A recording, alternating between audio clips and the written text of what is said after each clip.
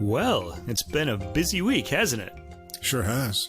Yeah, we got our Mike Ladon interview up. We got our scheduling a lot of other stuff. Last week's program. It's been an adult music kind of week. Oh man, I got this squeaky chair this week. It's kind of with all that humidity from the rainy season coming in. Things are starting to make funny noises.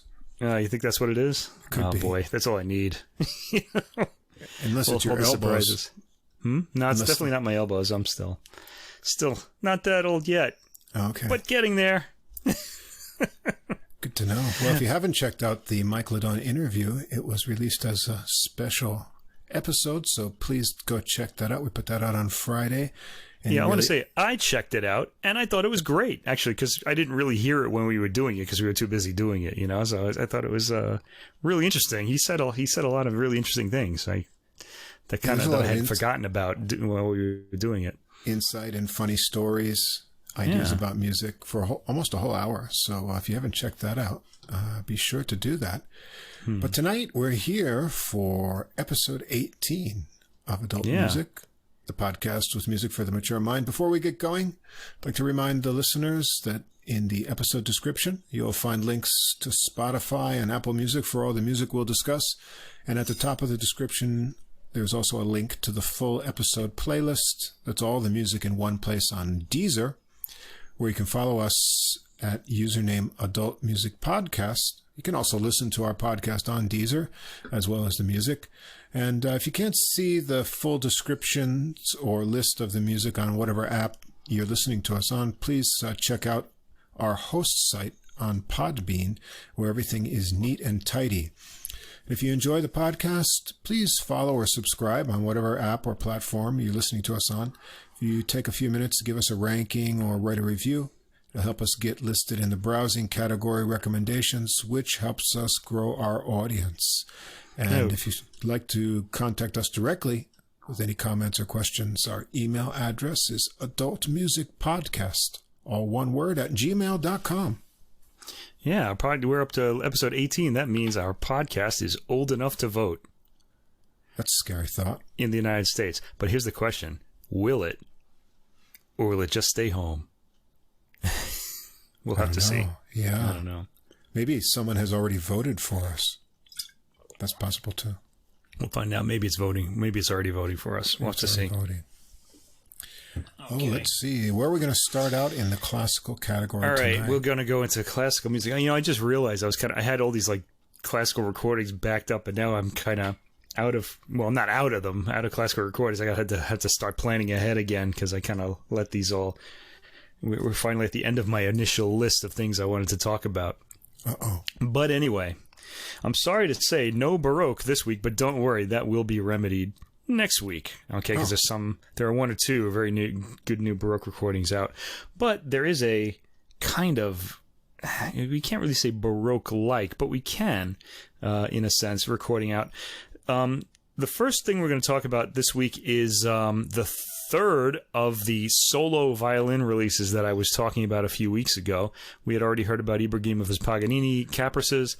Then last week we did Hagelich's Bach Sonatas and Partitas. And this is the third one. This is James Ehnes's Sonatas for Solo Violin, right? I'm living in Japan here. Sonata for Solo Violin by Eugène Ysaÿe. Okay, and these are the third of these are really the three big pillars of solo violin music, and then there's the Bartók Sonata, but that there isn't a recording of that that's currently new, so we're not going to talk about that one now. But these are I don't know what I want to say about the works, but I want to say of the three recordings we've heard so far, this one. I almost hesitate to say because I loved the Hadelich so much last week. This one was absolutely spectacular, and I'm not terribly familiar with these works. I mean, I do have two other recordings of them. One of them is by Alina Ibragimova. She recorded these earlier in her career, and the other one is by Ty Murray. And she is it Ty Murray? God, I don't remember the name. I'm so bad with this. And that one was pretty good. The Ibragimov one was really excellent, but this one really is it's a major wow. I thought I was just riveted the whole way through. Anyway, let's take a look at what we have there. Now, first of all, James Ehnes came to my attention through, he's just touted in the British press a lot, and really the worldwide press. He's really one of the world's great violinists. He has this very sweet tone with a nougaty center to it, which doesn't always come through here, because these works require a lot of different expressions, different sorts of tones, and he really keeps us interested all the way through. He recorded these, as did Ibragimova, during the COVID crisis. He was like alone in his room, and he was really the most extreme of all of the solo violin projects. He actually set up a home studio in order to record these, and stayed up into the wee hours of the morning when there was no traffic outside his window in order to record these works. And it just sounds great. It's a fantastic violin recording. I didn't actually check to see if he had an engineer with him or if he just did all this himself, but it's a pretty impressive recording and performance. Produced and engineered by James Ehnes and Simon Kiln. He had a little help, but he did it himself. He did it with a partner. Anyway, I was pretty impressed by the sound, as I was with the performance. Okay, let's go through these. There are 6 of these sonatas for solo violin, and he dedicated, the composer Ysaÿe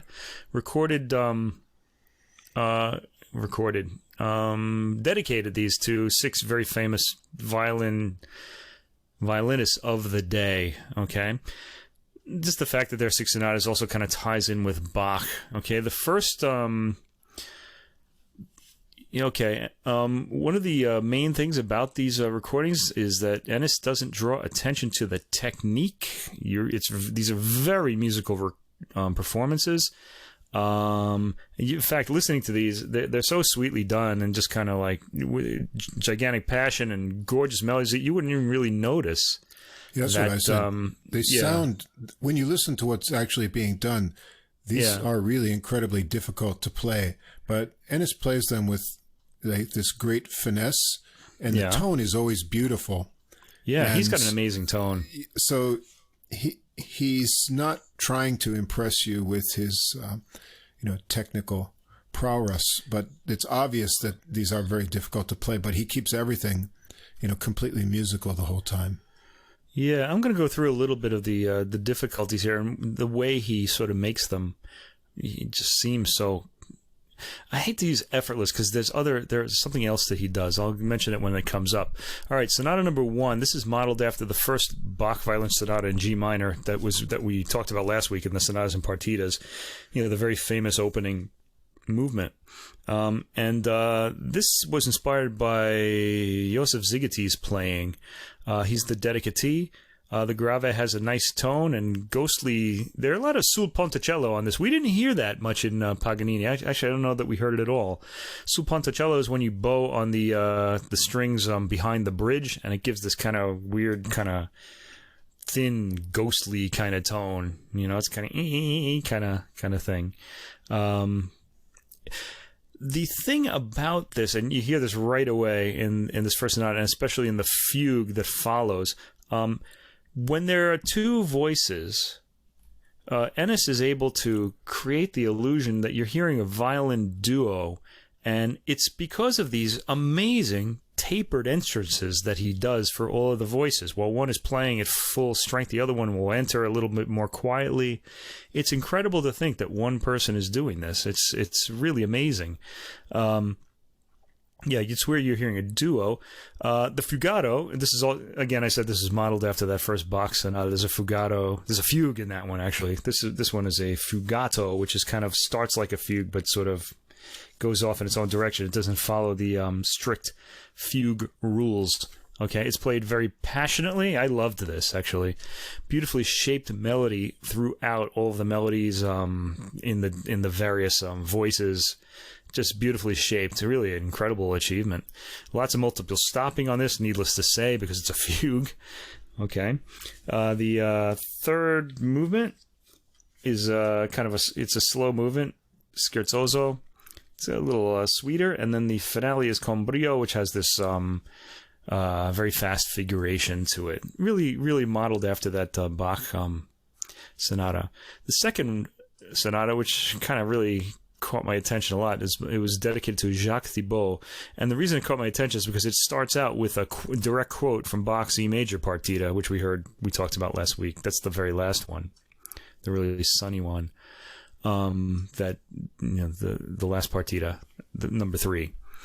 All of these works, in all the movements in this particular sonata, have a title, and they're usually named after. Well, the first 2 are named after a feeling. The first one is called Obsession. And what might that obsession be? Well, we hear the Dies Irae from the Catholic Mass for the Dead. Dies Irae, Dies Illa. It repeats a lot. In fact, we hear it in all 4 movements. So the obsession is apparently with death. I wonder what that says about its dedicatee, Jacques Thibault. By the way, it quotes the E major partita because Thibault liked to warm up with that before he gave a concert. So it's kind of a little kind of nod at his personality there. Okay, so apparently he was obsessed with death. I really loved the second movement of this, the Melancholia. It's very contrast. The whole thing is muted, and we get this gorgeous muted tone throughout this. I was really leaning in, off my chair just to kind of like pick it up. The violin duo illusion, that's sounding like there's 2 violins in a violin duo, that illusion is very strong here. Double stop melodies, kind of, the tapered entrances and exits, really great. And it ends with these breathtaking muted pianissimos. And the very last thing you hear is the full Dies Irae theme. It kind of leaves you off lamenting, I guess, about the inevitability of death, which is really what we started out this entire podcast with back in episode 1, if you remember. Okay, an entire album about death. we're always going. If you're listening to classical music, we're always going to be coming back to that somewhere. It comes up a lot, which is why it's music for adults, I guess. Okay, the Danse des Ombres, with the Dance of the Shadows. It starts with pizzicato, which is kind of a nice new effect here. It outlines kind of a Renaissance rhythm and dance. Kind of sounds like a dance. And the melody states the theme, and then it goes into 6 variations, all not pizzicato. More violin duo illusion here. And then finally, and also, Ehnes at the very end plays a perfectly intoned high note that just took my breath away. I was like, it was gorgeous. He just hits. He goes way up high on the violin and hits this note perfectly, and just at the perfect volume. It's fairly quiet, really amazing. Make sure you hear that if you listen to this recording, which I hope you will. Okay, and the last movement is Le Furie, which is about refers to the characters from Greek myth who take vengeance on those who swear false oaths. They kind of chase them around and harass them. Okay, and this is a pretty aggressive piece, as you might imagine if you know anything about those characters. The opening kind of sounds like a grotesque dance, and we hear the flapping of wings in some of the louder outbursts. The rhythm is kind of like it kind of has these papery wing sound. Very cool. Okay, this is some sul ponticello playing, which I guess is appropriate for these characters too, in the middle section, and we end in the third sonata, dedicated to Georgianescu, who was a fairly well-known composer as well, is in one movement. This is the first of the one-movement sonatas. It starts softly and slowly, and the melody builds up to an immediate climax and descends weepily. Okay, it's called a ballade, so it kind of has this sort of story sense to it. The movement grows more impassioned with all kinds of double stopping, and there are Central European folk elements to kind of give a nod to the dedicatee's origins in Eastern Europe. All right, the fourth sonata by Fritz Kreisler, well, not by Fritz Kreisler, it was dedicated to Fritz Kreisler, who also composed a lot of short works and one of the great violinists of the day. He's going to appear later on this episode as well. The first movement is in Allemande, which is also a dance that comes up a lot in Baroque era dance that comes up in a lot of Bach's suites. And this was, I guess the Allemande and the following Sarabande are done for Kreisler's Baroque composition style. He wrote a lot of miniatures, and I guess he liked writing in that Baroque style, so Ysaÿe is pointing that out here. The Allemande, though, here, it doesn't sound like a dance. It doesn't really have a rhythm that you can kind of imagine this particular dance being done to. It's usually pretty slow, but it has the a lot of times in Allemande, it doesn't really refer to the rhythm and the speed as much as the eighth note at the beginning that kind of anticipates the downbeat. That happens in a corrente too, which we don't have here. It's very dramatic for an Allemande, I have to say. So I'm kind of wondering what's up with that. It's more like a drama. Okay. The second movement is a sarabande. Ysaÿe likes these, I guess, because he does them a lot. This opens pizzicato again, okay, as the other sarabande did in Sonata 2. And it has some legato counterpoint, double stopped again. There's a lot of double stopping in all of these pieces, really demanding on the violinist. And the melody rather nicely switches to triplets kind of midway through. Yeah, I really like that. And it ups the virtuosity as well, because the triplets are being played while another like drone or melody is being played with the other finger. Man, it's not just double stopping. I'm saying the word double stopping, but there's a lot of triple and even quadruple stopping happening in these works. I didn't really kind of stop and try to figure out, how much, or look for a score and figure out exactly what's happening. But there's all kinds of hair-raising technique going on.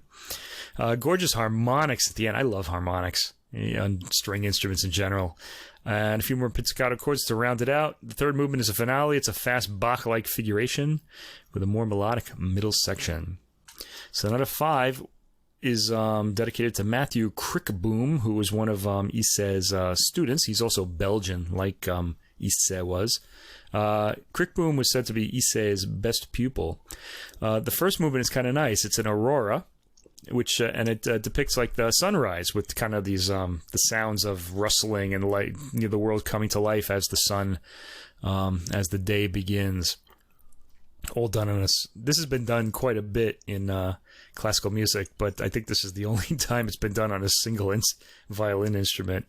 On a single violin like this. It's really amazing. Yeah, I like how he does the bowing and plucking at the same time. Yeah. It's like, wow. I had that. Yeah, I have that written here too. Yeah, it's pretty amazing. So that's another new effect that can kind of make your ears sort of,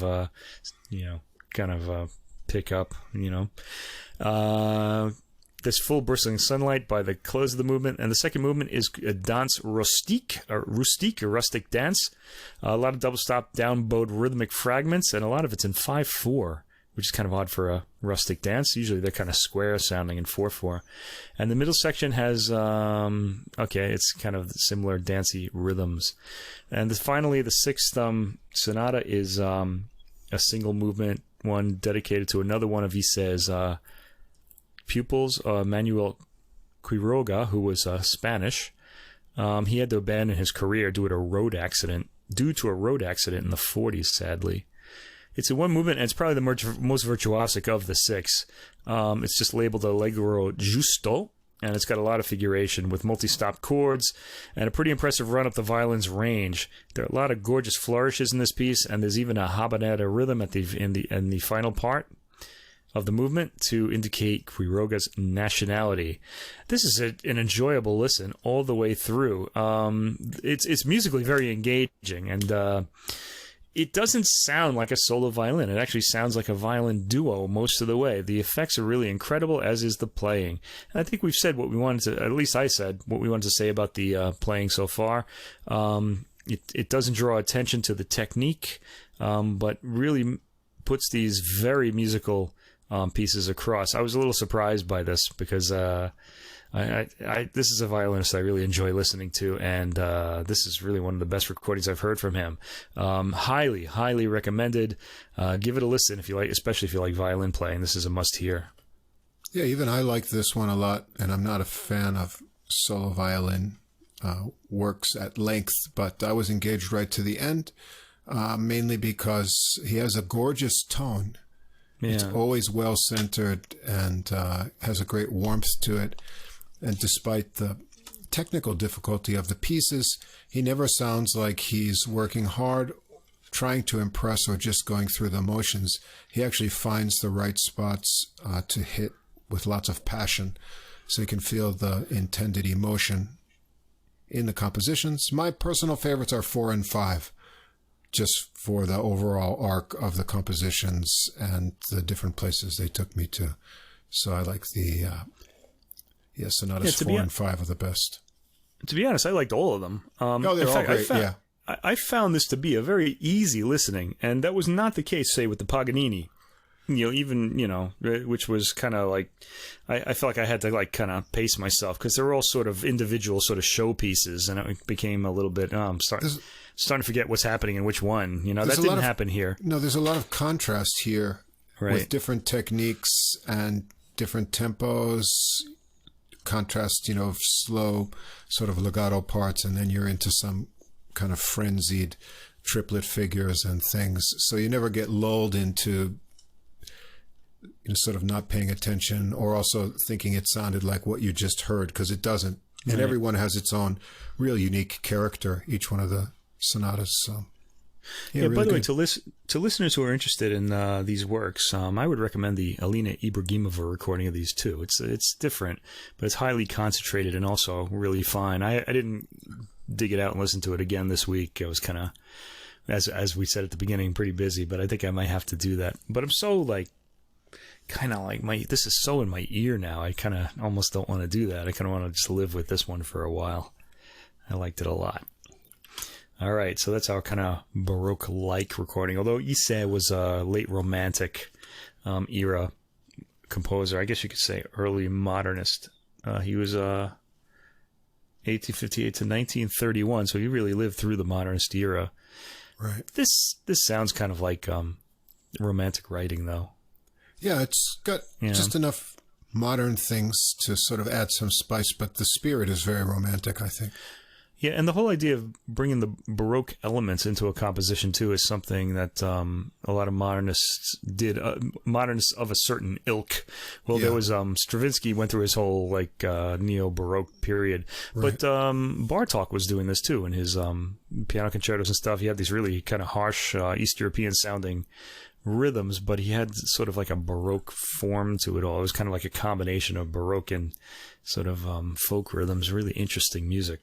We'll talk about that some other time when we finally get a Bartók recording. One of my favorite composers, by the way. All right, so we're moving into the Modernist period. Okay, now this all started with Debussy's Prélude à l'Après-midi d'Enfant in 1895. It was already in the air before that as well, and lasted until about the beginning of the Second World War, which ruined everything, basically. The First World War pretty much started the end of this whole amazing period, but then the World War II, of course, finished it, and pretty much all of the European arts off. And then we had the miserable mid-20th century, where everything was dodecaphonic music and abstract art, and not that I don't like that stuff, but it's just I don't know. I just feel like there was really something special happening at the beginning of the century, and it just all got washed away. Speaking of which, now part of the reason. Speaking of washing away. Yeah, we got the. I got to tell you what it is now because you just said that. The Zemlinsky's work Die Seejungfrau, which means the mermaid, and it's about the Little Mermaid of Hans Christian Andersen's fairy tale, and also Franz Schreker, a composer I really like, by the way, and there's just not enough by him recorded. I remember having an old recording of on Decca Records of the Entartete Musik series, which was about music that was banned by the Nazis, and Decca had put out a whole series of these recordings, and during the 1980s or 1990s, and there were some pretty spectacular works in there that we really still need to be hearing. Some of them have gone back into the repertoire, like Erich Wolfgang Korngold's opera Das Wunder De Jelliana, which is being performed these days as a German opera from the period. By the way, I just mentioned Zemlinsky, Schreker. They were all both Viennese. Okay, so this is a work of Viennese modernism. Now, we're also going to talk about two Russian works, Prokofiev Symphony No. 6 and Myaskovsky Symphony No. 27. We'll get to that in a moment. But the link, putting these together, is the conductor Vasily Petrenko.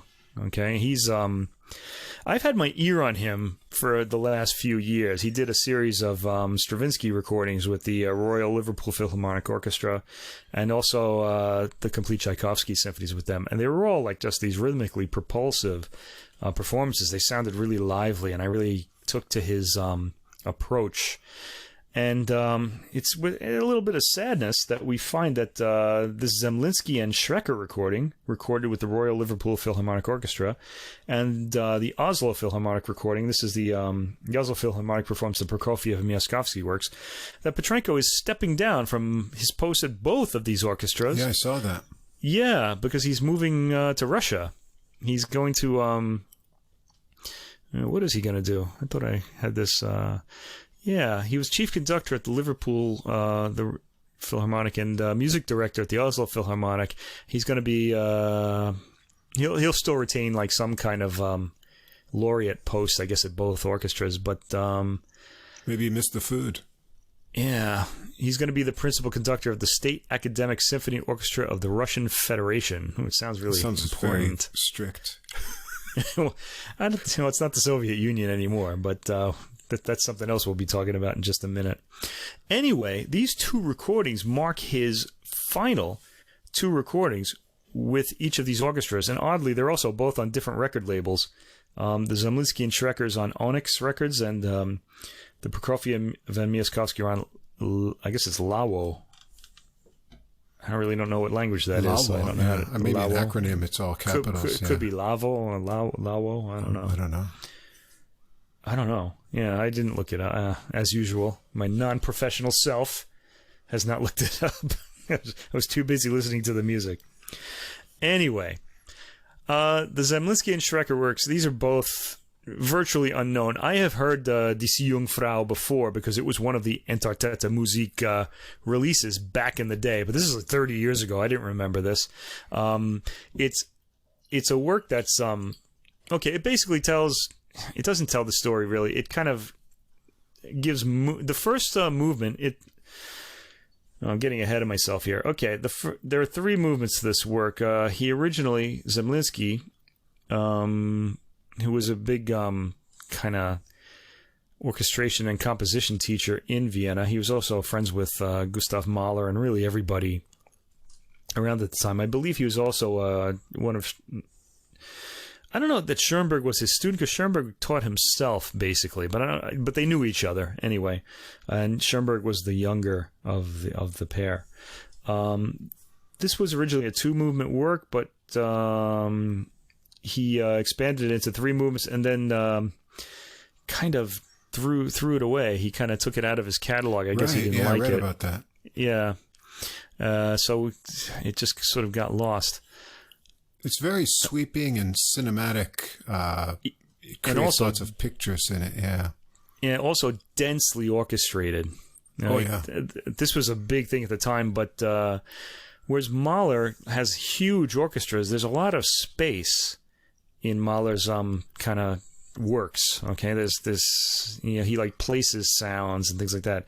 But Zemlinsky's got this huge orchestra all playing at the same time and all these sort of contrasting lines. It's kind of hard to hear through some of the textures. All the colors all the time, and then with huge sounds too. So it's kind of like all you can hear buffet of orchestral sounds. It's like getting into a warm bath of sounds, basically. Yeah. It's kind of. Like it's kind of like you've thrown all of your different kinds of bath salts or whatever into the bath and just kind of gotten in there.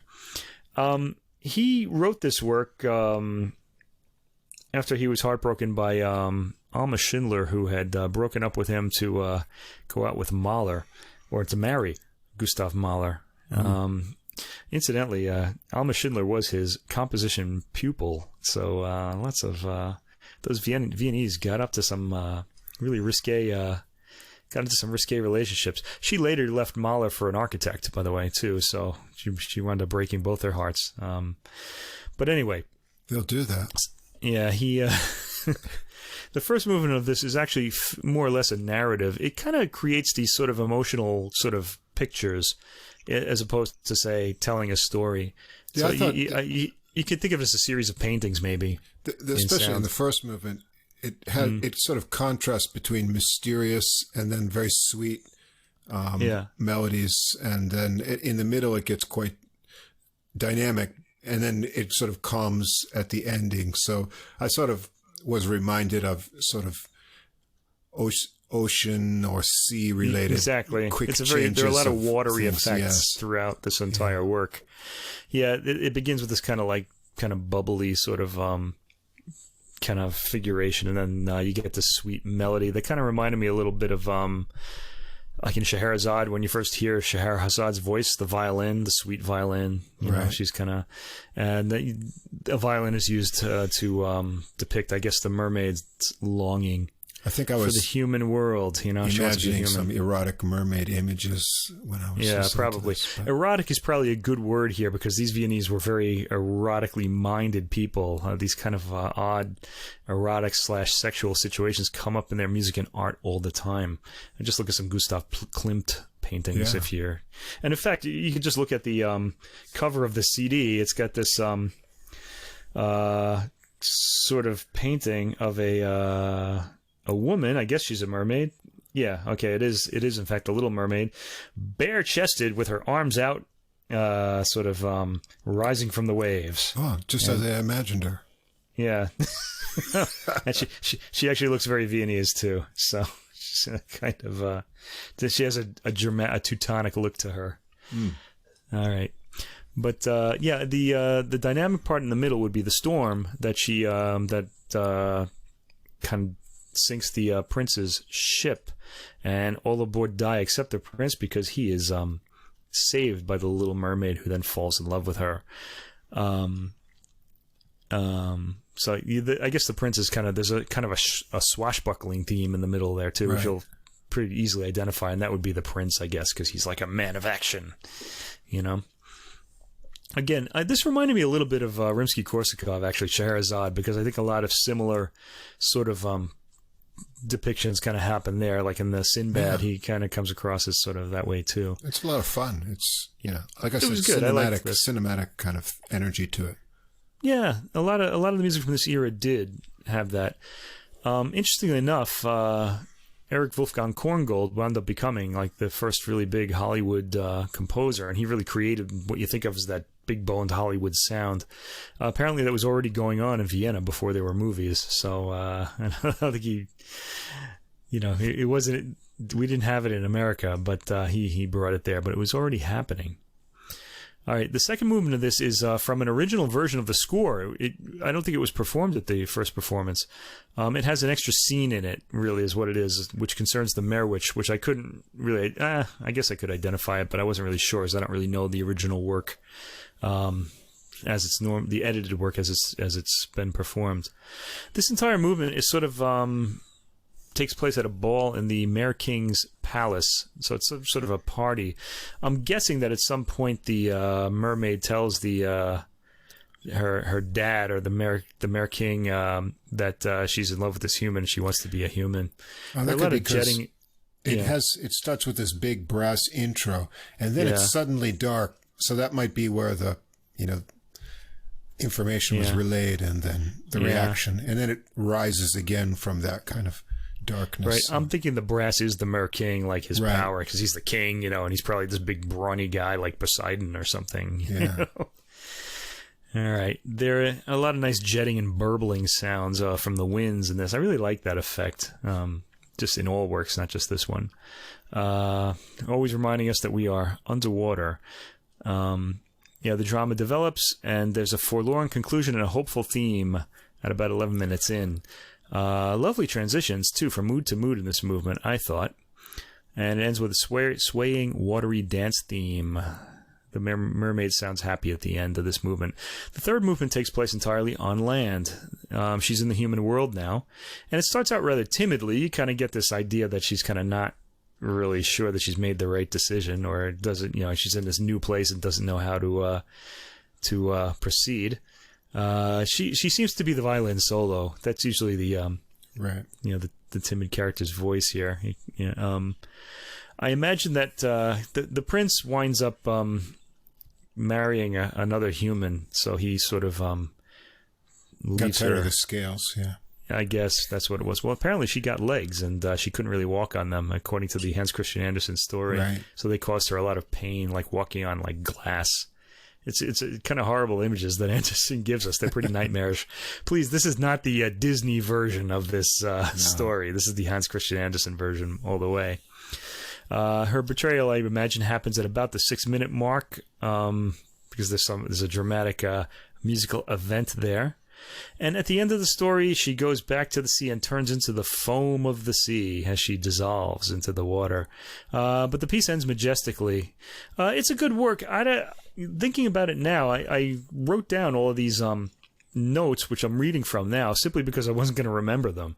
It's the narrative kind of stands out. So, well, not really a narrative, but the mood kind of stands out, but the melodies aren't really terribly memorable. And I think it's because you have to kind of listen through so much detail in the orchestra. Now, if you're into orchestra detail, this is the work for you. It's got a lot of that. It repays a lot of re-listening, because there really is a lot going on.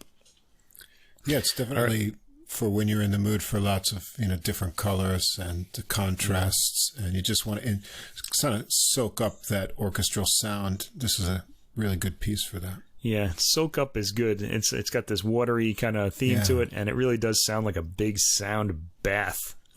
So give that a listen.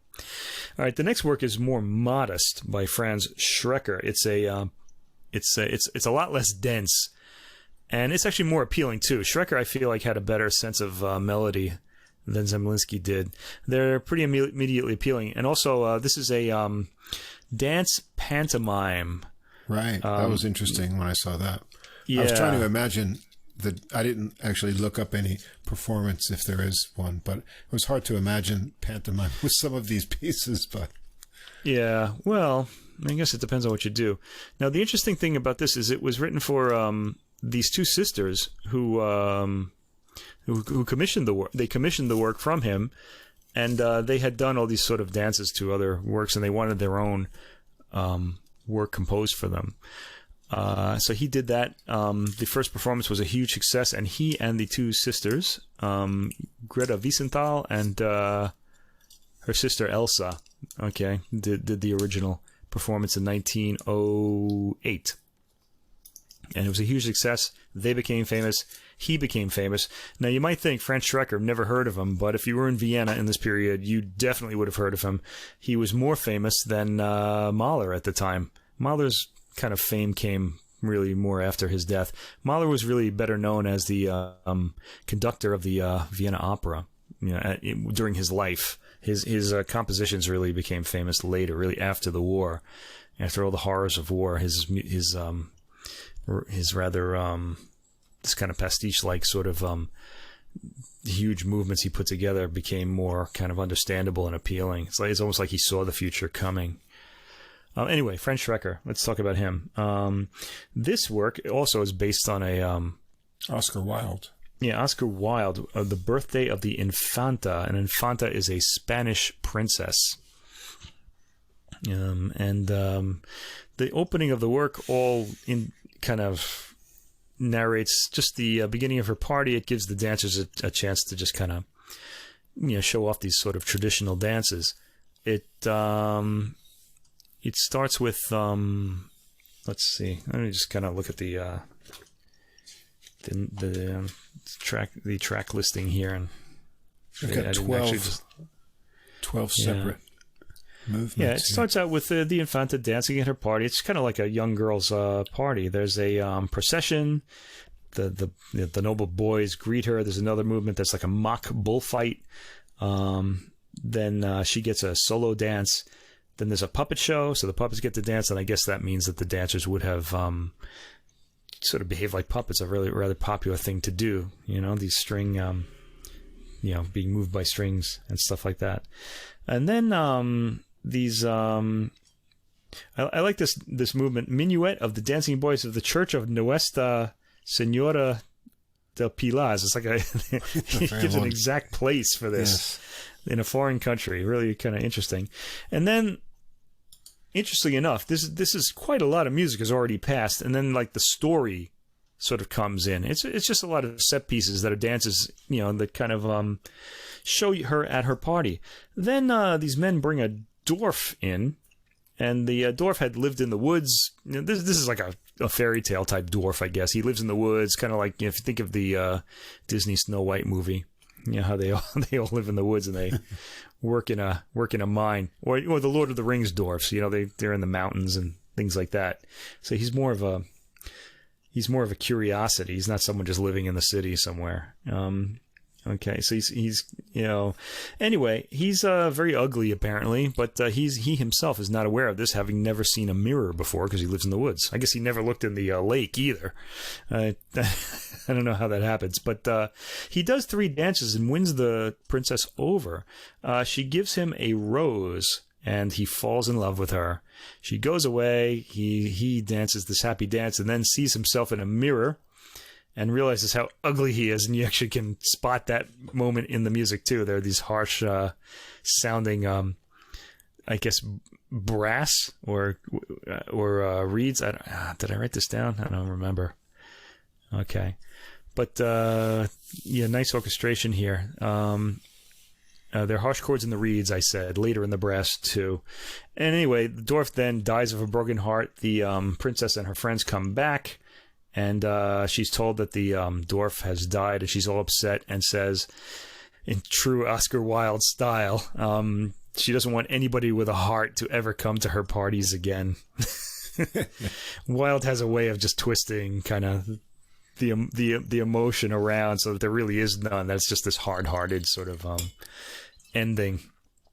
Anyway, this was a really enjoyable work. All these little set pieces, all immediately appealing. The Dwarfs dances are all kind of like, they start kind of grotesquely, but then kind of go into this sort of whirling grace as you hear that he's actually a good dancer. And then high late romanticism and the lush springs for the rose presentation.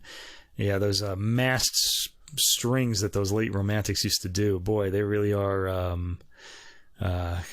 They really go through you. It's really kind of amazing. Very warm sound. Anyway, I really enjoyed this piece a lot. I like it. There's lots of contrast here. You've got 12 separate movements, so they're rather short, and the mood changes a lot. The parts are all very exciting, but within them, you've got a lot of sweet melodies. And as you mentioned, I think Schreker is sort of maybe more of a melodic kind of composer than Zemlinsky. So his melodies come kind of with ease, and they're a little bit more memorable. And then the overall sort of theme or feeling from these is rather playful. So it's kind of a fun journey through the little different parts of it. So yeah, I liked it. And yet he still, he shares with Zemlinsky the sort of use of tones of the orchestra, and you get a lot of different sounds and colors. And so it's a kind of full-on listening experience too in this piece. And very colorful.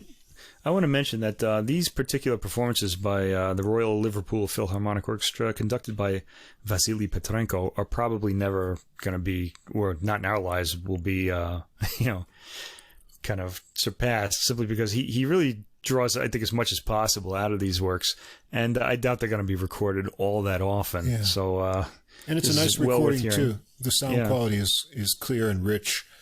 Yeah, no complaints there. I like this conductor a lot. You should go through his back catalog as well. Listen to the Tchaikovskys that he recorded and the Stravinsky. They're really great, really kind of unique. We have another recording, his final recording as the Oslo Philharmonic's chief conductor. Is that right? Chief conductor, I said, right? No, music director. Sorry, he was the music director of the Oslo Philharmonic. Now, this is a recording of Prokofiev's Sixth Symphony, and Myaskovsky, another Soviet era composer. His 27th and final symphony. He wrote 27 symphonies. Now, Petrenko and the Oslo Philharmonic last year had released a spectacular recording of Prokofiev's 5th Symphony, along with Myaskovsky's 21st Symphony. That's a really fantastic recording that everybody should hear.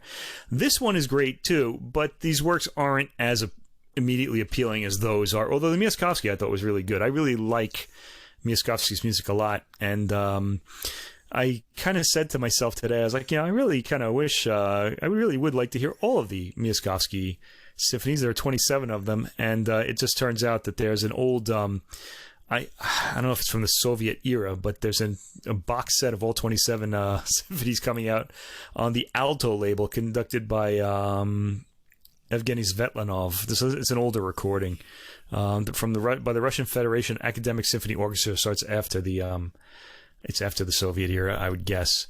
But if you want to hear all 25 Myaskovsky symphonies, there you go. You can go for that one. I do not own or have not heard that recording, and I don't know. I don't think I'm going to get it, but it would be kind of nice to hear. All right. Anyway, this one is a little bit more, again, fantastic performances, but this one is a little bit more of a little harder one. The Prokofiev work is a bit more, I guess, intransigent. I want to make sure that I'm using that word correctly. Let me just check this out. I'm losing my vocabulary. Unwilling or refusing to change one's views. Yeah, I guess so. He was in the Soviet Union by this time. In 1936, Prokofiev left Europe for the Soviet Union, going back thinking he'd get a hero's welcome there. And, well, he didn't. But he did continue his career as a composer, writing for the symphony and for films. And his music was often banned. This particular work was well received when it was first performed, and the year later it was banned by Stalin because I know this one fairly well. I have a recording of it. I guess let me see, I wrote it down. It's from 1996, the Leonard Slatkin recording of it. And I like that one too. This one, curiously, comparing the two, Petrenko's version takes quite a bit slower tempos on them, but I like it. I guess it's maybe in his style. He never sounds rushed through any of the pieces that he conducts, and so But again, the rhythms are always taught. That's kind of important to understand. So even though it's slow, it's not like the rhythm is slacking. And this is really important for Prokofiev and for modernist composers in general.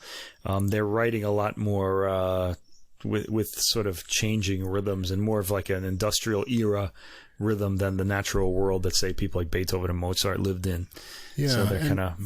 For me, Prokofiev, I guess it's just, everyone has sort of the spectrum in their listening between what's completely comfortable and then what is sort of intolerable as far as expectation, familiarity, and newness. Prokofiev always, for me, strikes just the sweet spot on the balance towards things that I'm not expecting. Right. Both in his orchestral works and then his piano compositions too. And so for me, that's with the right balance of sort of satisfying romantic elements that he uses, and then the sort of adventurous, the more modernist 20th century things. There's just the right balance to sometimes make me a little bit, questioning what I'm hearing. And then he rewards me with some, richness from a romantic sort of throwback in a phrase or a sort of voicings in the strings. And so I feel like I'm teetering on that tolerable, intolerable point a lot of the times, but it's never too much. And so I always get drawn in deeper. And I feel that with this Sixth Symphony by him. And so this is a performance I also thought, now I could remember most of the movements from listening to the Slatkin recording. And I really like it. Yeah, it's a symphony of contrast. It's really the warmer, romantic themes versus the more nasal, kind of ugly-sounding, muted brass, especially that you hear at the opening. It's kind of nasty sounding. And I'm sure that's what turned the Soviet officials off when they kind of decided, we don't like this work. It's all you need. I am all for the freedom and the artist. The artist is free to create what he wants, and you don't want government involved in that unless they're giving you money and just going away. Right. I feel like these things have to, because they're sort of a mirror of society. When the artist is completely free, he sort of creates this really highly reflective mirror of the world you're living in, and you can kind of figure it out from the art around you. When it's being shaped by the government, they're basically lying to you. You're not really you're getting the world they want and not the actual world. We're going to talk about more examples of that in coming weeks.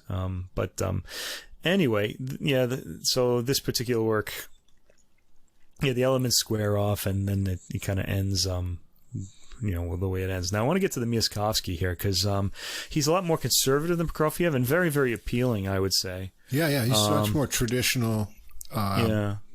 More romantic sounding, sonata movement, things like that. And also it's a very restrained. The performance is, very well balanced, but the composition is also.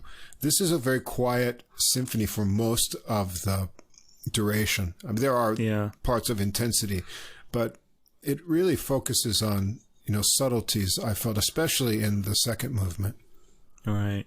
Myaskovsky had a lot more trouble with the Soviet authorities than Prokofiev did, and he pretty much lived with them for his entire life, his entire compositional life. Not when he was younger, though. I think he studied with Rimsky-Korsakov, I think it said here, and you can sort of hear that. There's a lot of really great orchestration in this work. Now, it's more conservative, and the writer of this booklet in the CD mentions that, well, we don't know how much of that is him being careful about the Soviet authorities and how much is him. I don't agree. I think he's sort of conservative by nature. And this sounds like an honest work. It doesn't sound like he's trying to, hide something or anything like that. It really does sound kind of natural to me, at least in this performance. I didn't get a sense of that there's all this kind of hidden stuff like you get in Shostakovich, where it's sort of ironic. Yeah, it doesn't sound contrived at all.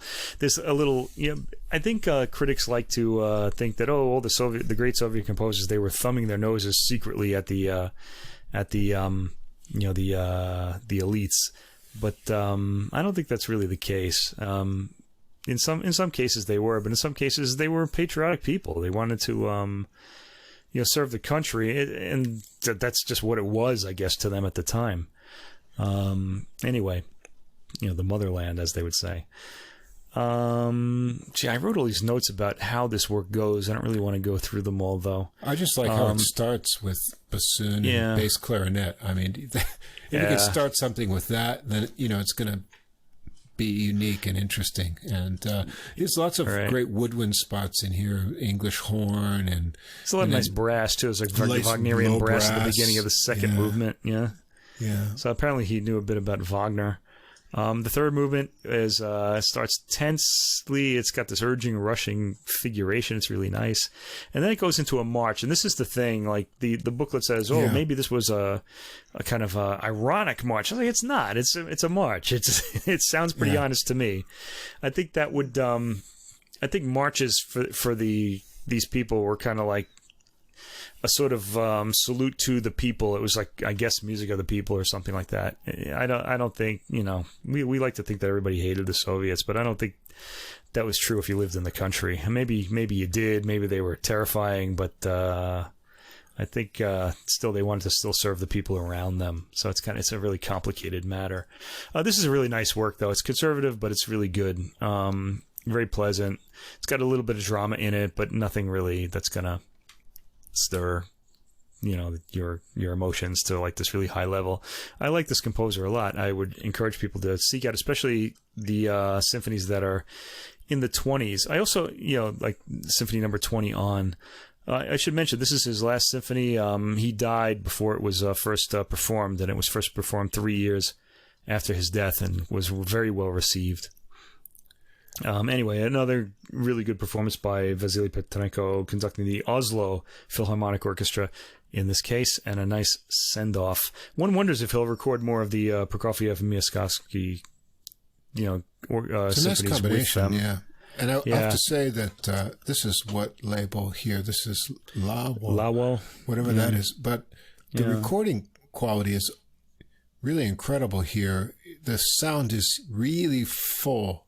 It's a really thick presentation in the strings, especially in a good way. You get a real depth to it when you're listening to this recording that you don't get on a lot of other recordings. You really feel the full thickness of the strings, and everything else sounds full.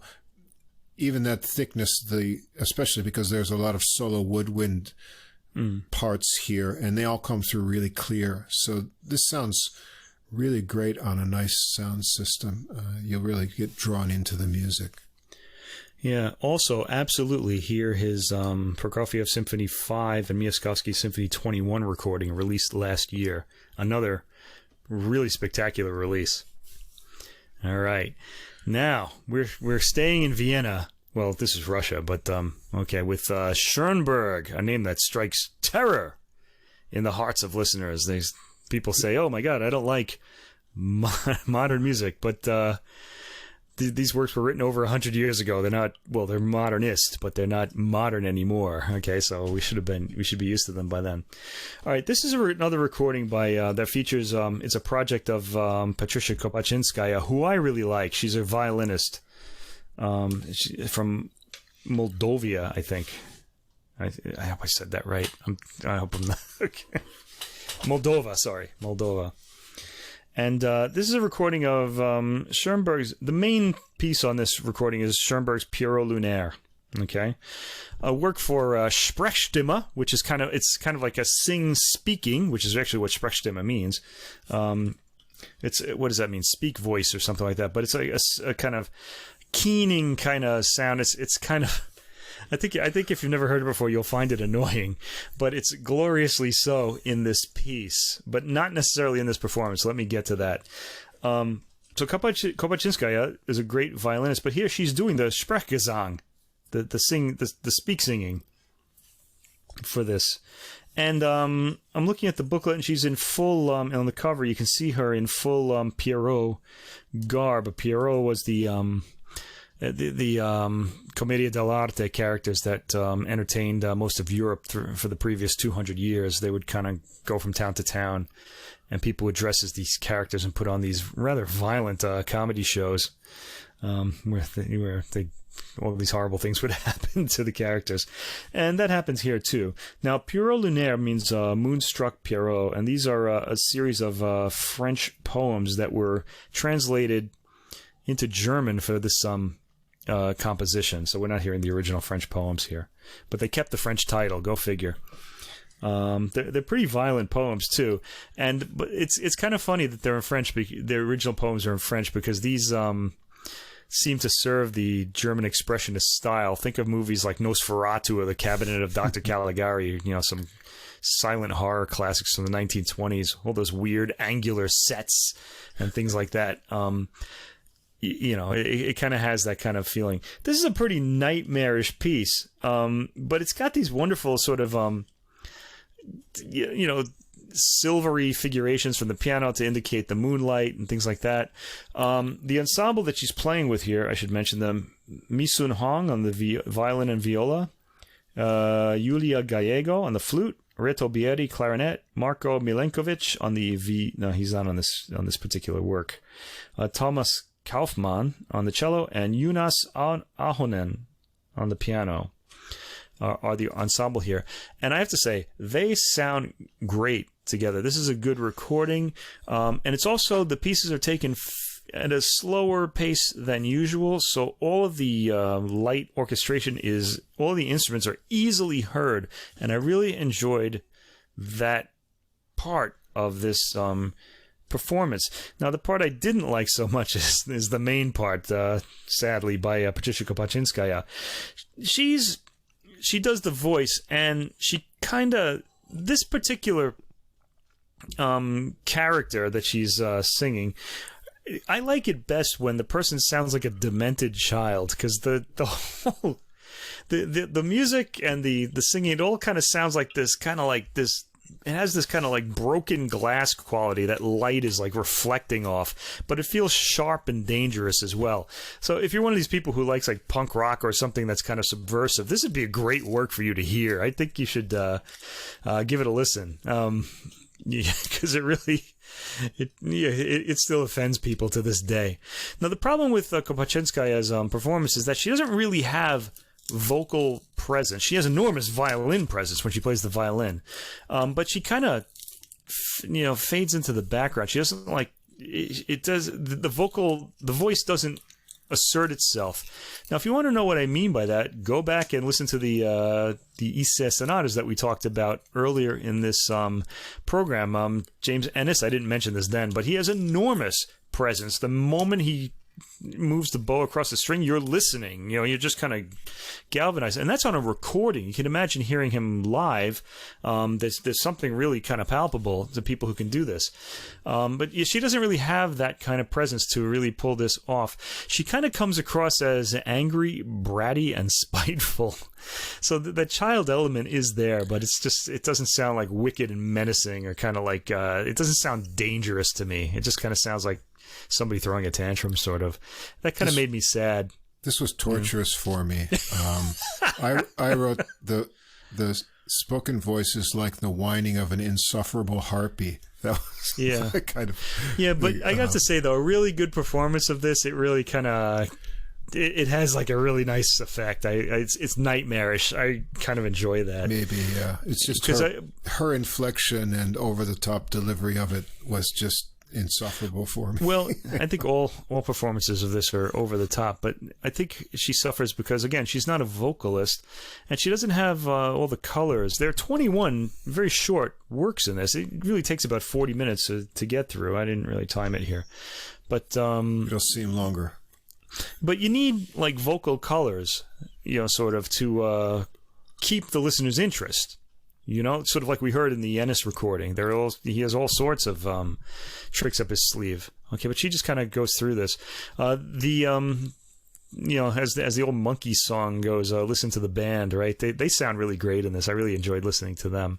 They play exceptionally well together. Yeah, is fine. Even I have to be in the right mood to sort of digest Schoenberg, but the music, even when it's sort of out there atonally, the playing is sharp and pretty good. But that voice, ooh. Yeah, she wasn't... It's kind of sad because I like this violinist a lot, and this is the second performance that we're hearing of her this year, and I didn't like either one of them. So I'm kind of... Well, this program is strange to me because it's also sandwiched, with the Chrysler piece, which I actually liked a lot, and then the Schoenberg 6 little piano pieces, which you have to turn things up and get really close to listen to these because they're rather kind of subtle in a lot of ways. And I thought it's kind of an odd combination, although I kind of had fun with the other works too. Right.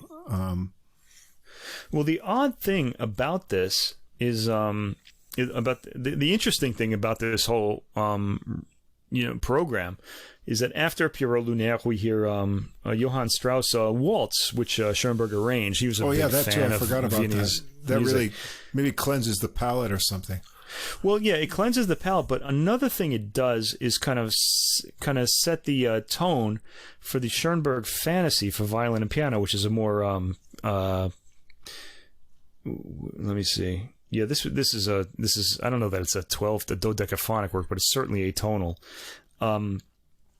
But hearing that, the Fantasy for Violin and Piano by Schoenberg, after this Johann Strauss very highly tonal waltz, is interesting because basically the Schoenberg work sounds like a broken version of the Viennese waltz that Strauss composed. It's almost like it still sounds Viennese. That was the interesting thing about the contrast. Like you didn't feel like you had gone from one world to another. It's sort of like you're you're at a wedding, and then like you fast forward to like after the divorce when everybody's like an alcoholic or something like that. That's kind of the idea I got from this. But I was really fascinated by that contrast. I think that's what the program is after. After the Schoenberg Fantasy, we get 4 pieces for violin and piano by Anton Webern, one of Schoenberg's pupils. Now, I love Webern's music. They're all dodecaphonic, 12-tone music, but they're all fairly short. I think his longest work ever is 10 minutes long. This is 4 very short movements for violin and piano. And Pierre Boulez once described them as being like haiku, like the themes, they're kind of expressive, and they just kind of pass by. And you kind of catch them as they go, sort of feeling, and they feel kind of light to me, and I really rather like that quality of them, even though they're not tonal at all. They're very appealing if you're listening for the right thing, and I liked hearing that. Then we get a Fritz Kreisler, a Little Viennese March. This is a pretty straightforward work, followed by the Arnold Schoenberg, very famous 6 little piano pieces, Opus 19. These were published in a magazine before they were ever performed, and they really announced his new style. People studied these like crazy. Now, the soloist here is the pianist Jonas Ahonen, and again, kind of like this. I feel like this album ends like it begins. Kopachinskaya doesn't have much presence as a vocalist, as I said, and I feel like Ahonen doesn't have a lot of presence as a pianist. I feel like he's more of an accompanist, really. But these didn't really kind of come across as well as like some other performances I've heard in the past. And I haven't heard all that many, so it was a long time ago. But I kind of felt like these were, I mean, they were good. They were pretty quiet. But they didn't like jump out. I didn't really feel like, whoa, this is something amazing happening. From these, so they're good performances, no worries. But again, a lot of this program is lacking in presence. But I do like the idea of the program, like that the Viennese kind of, the kind of brokenness of the Viennese form from earlier. I really liked that idea. Okay, so I'm not going to really. I don't know. You might want to hear this, but I didn't like her Pierrot very much. Go for an earlier one. I think Christiane Ilse sang this. I think it was her, but I got to look it up. But she was pretty great doing this, German soprano. Okay, that's all I got this week. It's modernism. Modernism. Well, then moving on to jazz, we've got... While modernism was happening, so was jazz, as it turns out. Jazz. And this week we've got 2 sort of tribute albums, although in different ways. And maybe one is more of a reimagination of something. But the first one is definitely a tribute, and this is called More Sounds of a Dry Martini. What a great title. That's one of the titles of the year. I'm sorry. But before you go on, the Schoenberg, Pierrot, Lunaire, Christine Schaefer. I made a mistake. Not Christiane Els. Okay, Christine Schaefer did a great recording with Boulez. Anyway, go ahead. Okay. I'm sorry. Okay. And you might need a double martini after the Schoenberg, but that's all right. Actually, I think I drank a whole bottle of gin after that. This is on the Origin label by the saxophonist Brent Jensen, who's from Boise and studied in New York with the great jazz saxophonist Lee Konitz. And I think that's where he gets a lot of his sound tonal quality from. And he's made a name for himself since the 90s, and he's played with a lot of famous people. One of my favorites, Bobby Shu, also John Clayton, Joe LaBarbera, Warren Vacher, Bill Watrous, Diane Shure. Really a player who's played around a lot. And he's also had 9 of his own recordings that have gotten a lot of airplay on jazz stations and noticed in the jazz magazines. But here is his second tribute to the sound of the Dry Martini. And maybe jazz fans know that that's referring to the great Paul Desmond. I actually didn't know that. Oh, yeah, that's how he described his own sound, which was such a unique sound. I guess you would call it the cool jazz sound. And he, of course, was the saxophonist in the Dave Brubeck Quartet. And then he went on to have his own solo recording career, working a lot with Jim Hall on guitar, and later guitarist Ed Bickert, the Canadian guitarist. And, well, about 20 years ago? I guess, well, yeah, exactly 2001. He recorded the first volume of this, which was called The Sound of a Dry Martini, Remembering Paul Desmond.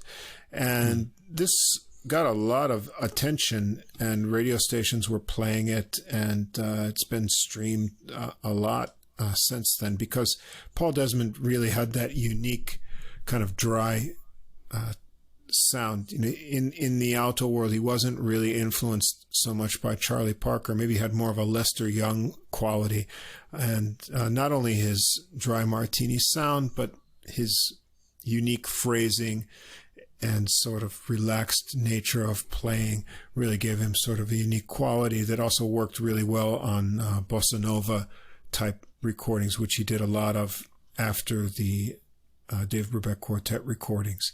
And so here we get his comeback 20 years later for Jensen, paying more tribute to the Paul Desmond sound. And he doesn't, try, I don't know if he doesn't sound exactly like Paul Desmond. I don't think anyone could do that. As far as his tone, maybe it's kind of a mix of Lee Konitz and Paul Desmond, but he does really capture Desmond's approach and his phrasings to this material. And he plays a lot of things. Well, everything here is something that Desmond has done before. And I really love the sound of Paul Desmond's saxophone. It's really unique, and those recordings are really great. So this was, a pleasure to listen to here. We've got on this recording Brent Jensen on alto saxophone, and I understand he had made a switch to soprano for a while in the 2000s, so this was sort of like a return to alto for a while. We've got Jamie Findlay on guitar, Bill Anshaw on piano, Chris Snyder on bass, and most of the album is Stefan Schatz on drums, but on tracks 3 and 9 is John Bishop. And so it starts out with the Desmond original called Take 10, which was sort of the new version of Take 5 from that's the what I old thought. Dave Brubeck Take 5 recording, which was a Desmond original. And you'll hear right away on this one, it's it sounds pretty much like the Take 10, which was the album that Desmond had recorded too. And you'll hear that Jensen doesn't sound exactly like Paul Desmond, but he gets a lovely sound that's really close to the style. As Desmond did, he explores some nice modes over this melody that's, in 10, or you could break it up into 5. And there's some funky guitar playing here too. And some nice outside harmonies in the solo. And then in the guitar, he explores these harmonies too. And he mixes solo lines and strumming really well in his guitar style, which you hear throughout the album.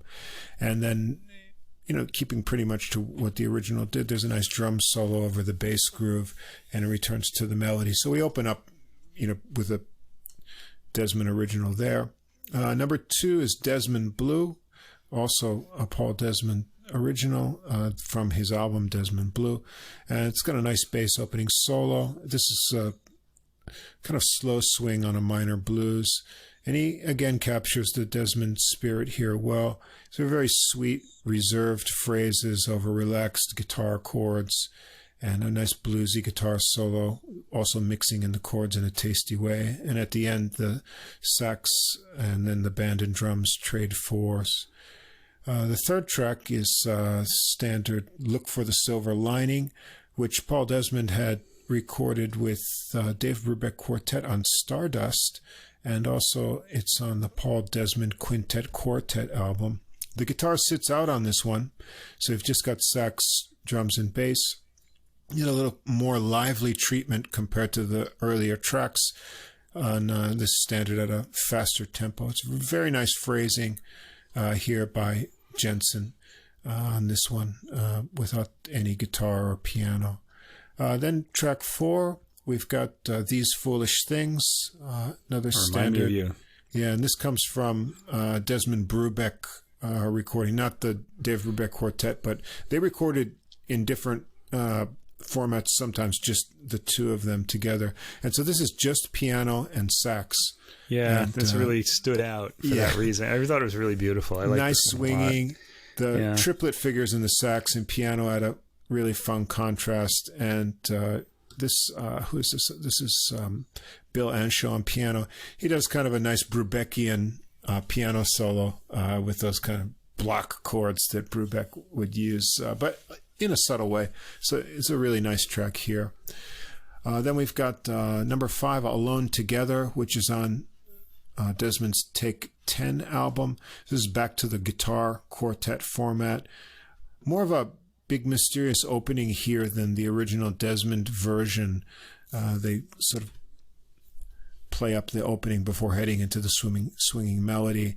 And then, interestingly, the guitar sits out on Jensen's first solo chorus, but then comes back in, and we get a nice slinky guitar solo and nice drumming accents behind that. So this is an attractive track too.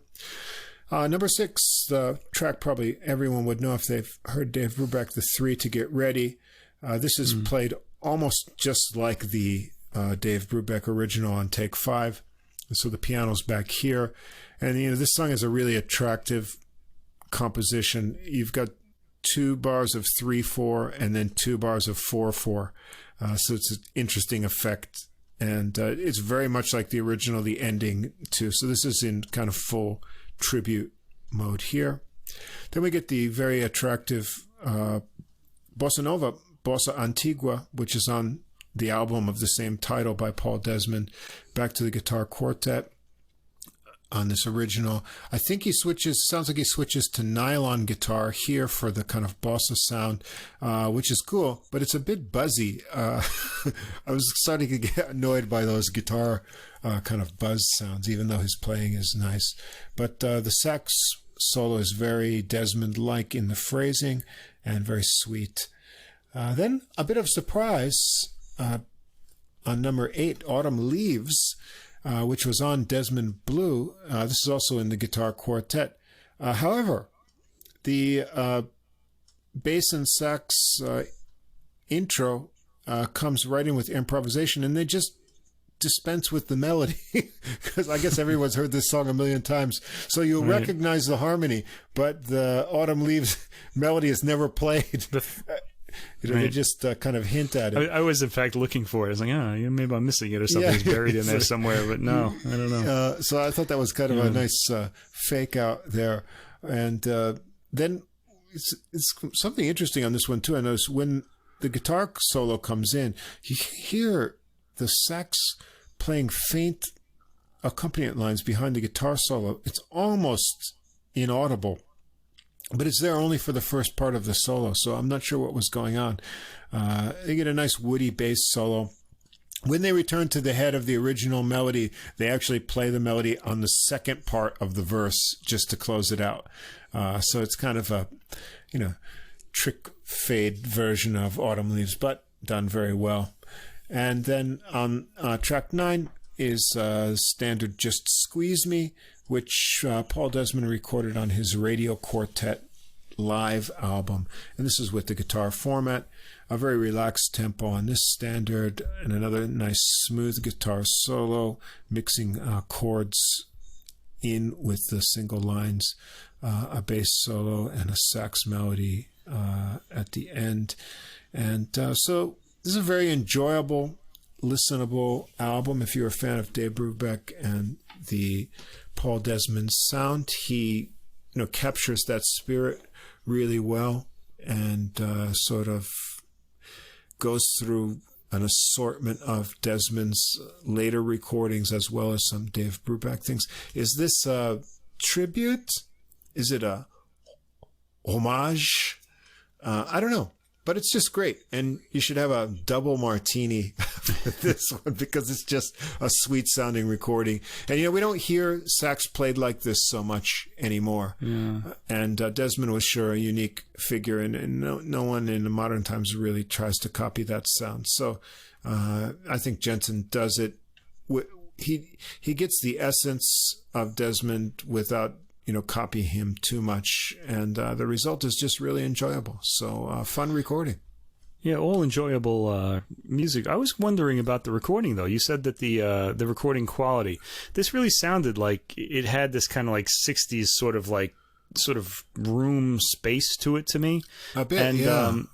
I thought it was okay. Having been a former recording engineer, I thought it was recorded very close because I thought that it's in digital apparently, so that you're not going to get like distortion. But I was kind of like feeling like it was a little too close. I kind of wish that the engineer had kind of backed off a little bit, or the musicians, especially on the saxophone and the guitar, because I felt like the guitar was distorting, but that might have been his effect. I'm not really sure. That could account for why the buzzing was kind of prominent in there too. Yeah, I'm not sure. Yeah. Origin label. I don't know. Yeah, you're right. Everything is really up front on this though. I listened to this on Deezer. I didn't have like a CD of this, so I don't know. Maybe you don't really know what you're hearing half the time on these things. Although Deezer does have high sound quality, so yeah, I really don't know. Yeah, it's not bad. I was wondering about the recording quality. It's quite up front, but generally it's a mellow kind of feel. Yeah, I did enjoy the album a lot. Though it was really kind of like really. It just felt really good. It really did feel like something out of I kept thinking 1960s. It's exact. Well, that's I don't know what year the Dave Brubeck Quartet broke up. Was it 64 or something? And then but there's a shag rug and a lava lamp involved. Yeah, and I think it's kind of Desmond in was the listening of this album. Desmond was a very interesting character, and he.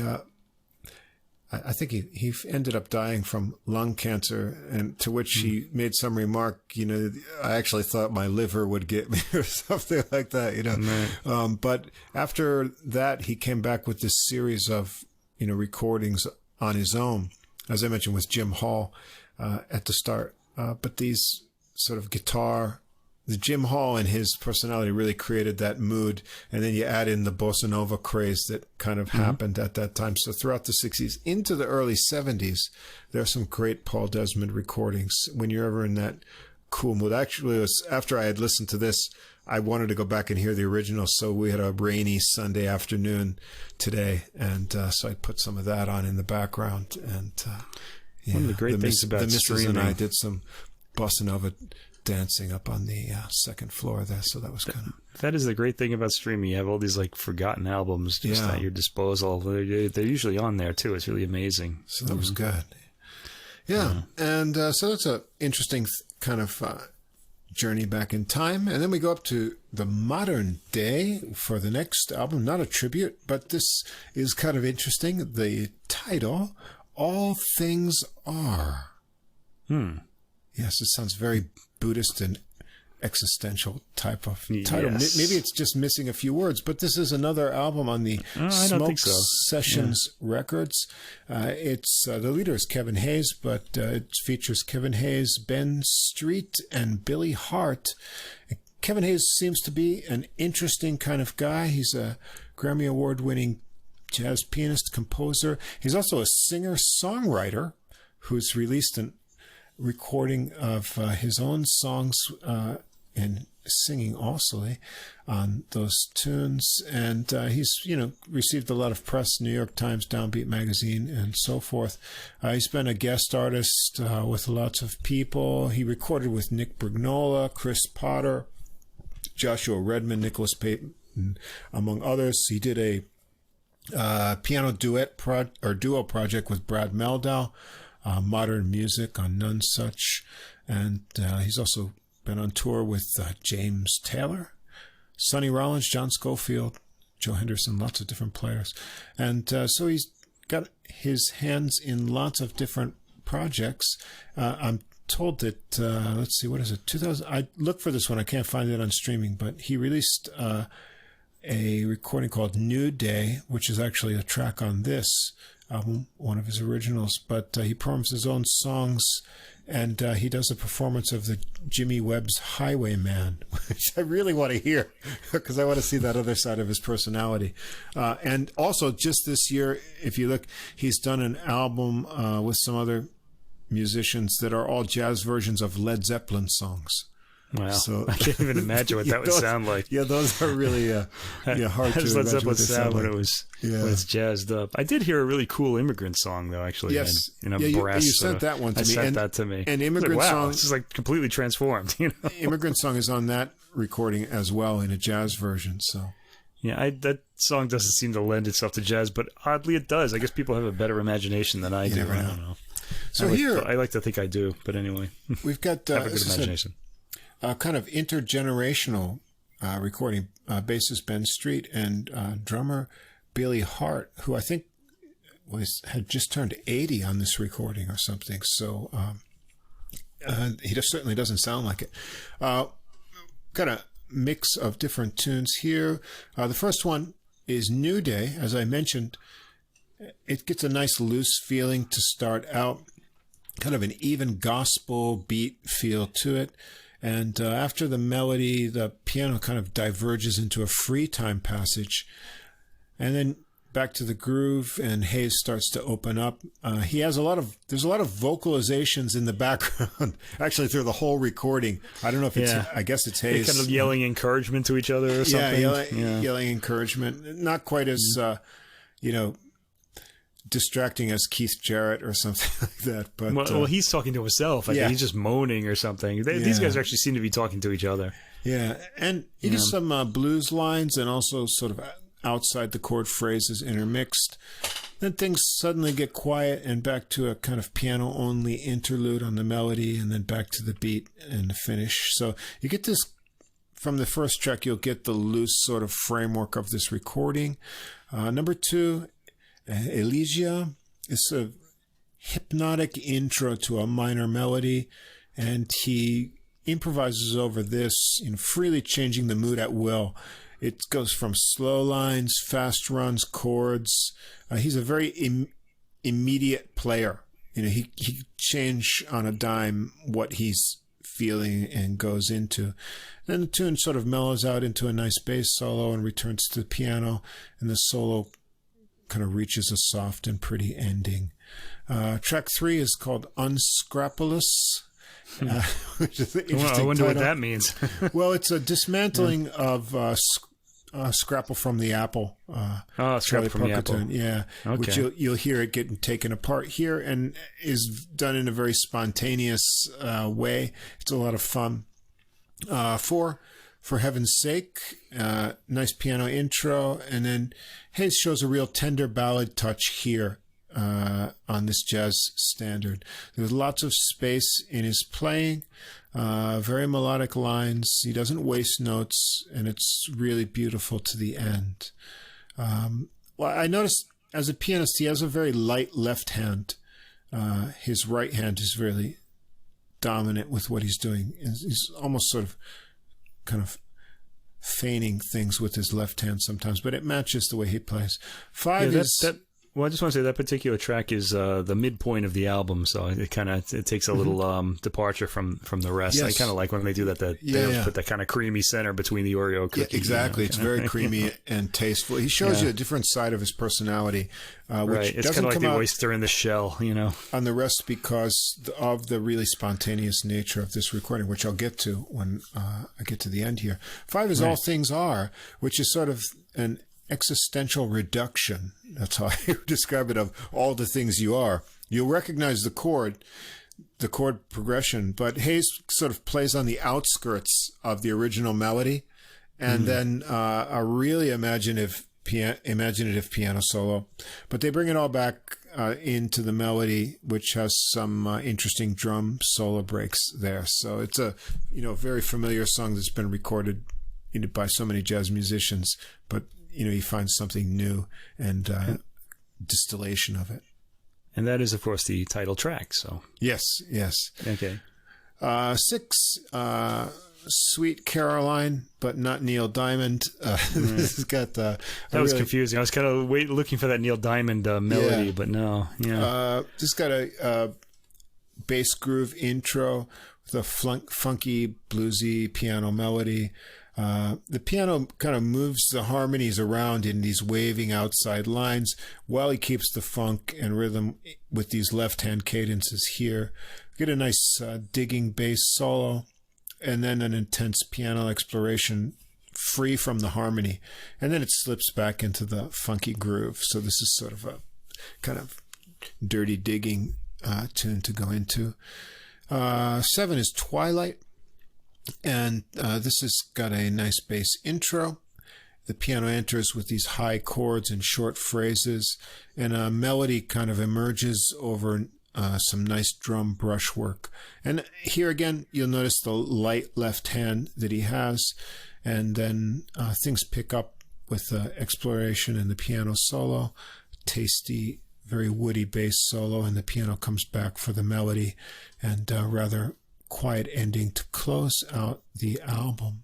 So how this is recorded, and once you hear the explanation, if you listen to it, it all made sense to me.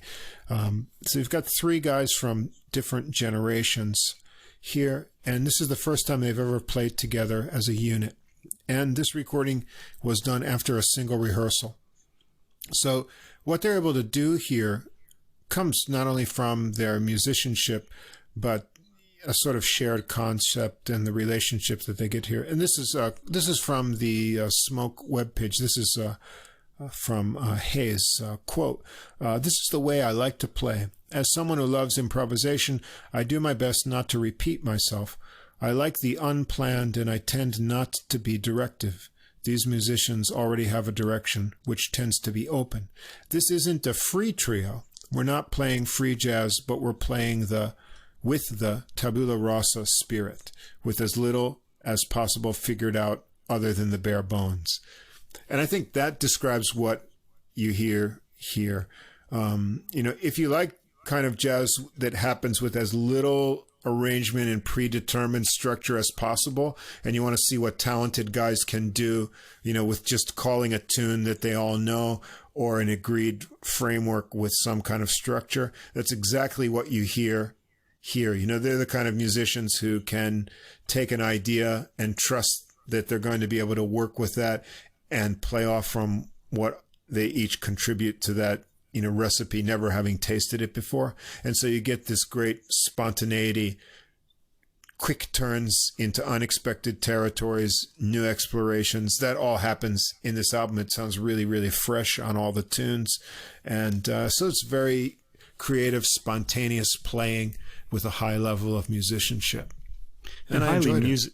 Yeah, me too. And highly musical too. One of the things that struck me is I think all of the pieces in this, but especially the opening ones, the 1 or 2, the pianist would start playing, and he played this sort of abstract, almost angular sort of, I guess you could call it a melody, but some sort of figure. And then, you can call it the bones of the piece. And then the bass and drums came in, and they're kind of like this expert chiropractor. They just cracked it into like the proper place. It was really amazing. That really just kind of caught me several times on this album. It's really, people who kind of know what a good tune sounds like, and they kind of just all together just shaped it into something really amazing. Yeah, and I like, Hayes is fairly young, but I like that he seems to enjoy this kind of risk-taking and going out on a limb type of thing and he's got a mix of, some things familiar, but he's not going to play them the way you expect them to be played, and he wants to do something new with it. So the overall impression is something new and fresh and, kind of daring. And his technique is great. His style is a lot of fun. It's a really good recording. Risk-taking is what music should be about. Yeah, and you get that always good sound of the Smoke Sessions records. Very enjoyable, organic, real sound. Yeah, they have magical engineers at that place or something. I don't know. Or I think they recorded right in the club there. So I think, you get, that live kind of interplay sound, and it always comes out. They figured it out, though. It sounds good on on the recording. Yeah, I think I listened to this 3 or 4 times this week. I liked it so much. So yeah. And then the last jazz and last recording for this episode. Oh, this one is kind of unique too.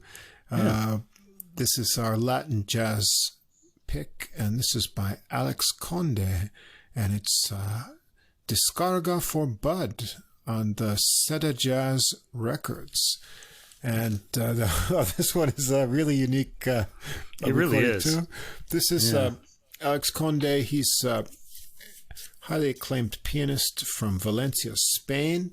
And after he graduated from Conservatorio José Iturbi in Spain, he came to Berklee College of Music in the mid-2000s. Then after that, he got his master's in jazz piano from Queens College in New York City.